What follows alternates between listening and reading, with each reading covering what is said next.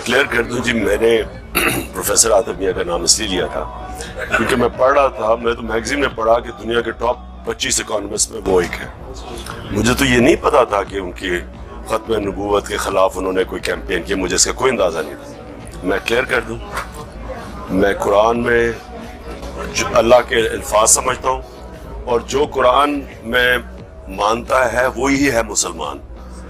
اور قرآن کے اندر جب واضح لکھا ہوا ہے کہ آخری پیغمبر ہمارے پیارے نبی صلی اللہ علیہ وسلم ہے، تو جو اس کو ان کو آخری پیغمبر نہیں مانتا وہ مسلمان نہیں ہو سکتا، کیونکہ قرآن جو ہے وہ اللہ کے الفاظ ہیں. اگر یہ نہیں مانتے تو آپ مسلمان ہی نہیں ہیں. 1973 میں پاکستان کی اسمبلی نے فیصلہ کیا تھا کہ جو لوگ ہمارے نبی صلی اللہ علیہ وسلم کو آخری پیغمبر نہیں مانتے وہ مسلمان نہیں ہیں. یہ 1973 کی اسمبلی نے فیصلہ کیا تھا. انہوں نے کہا تھا کہ قائدیانی جو ہمارے نبی صلی اللہ علیہ وسلم کو آخری نبی نہیں مانتے وہ مسلمان نہیں ہیں، وہ کیے تھے.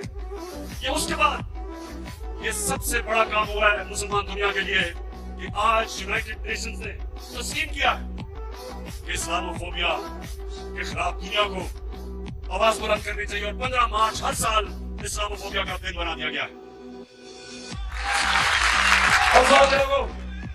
میں پوچھتا ہوں ان پچھلے 35 سال میں جو 3 دفعہ وزیر اعظم بنے، میں ان سے پوچھتا ہوں کہ کبھی آپ نے یونائٹڈ نیشنز میں اس کے خلاف بات کی؟ کبھی آپ نے OIC میں بات کی اسلاموفوبیا کے اوپر؟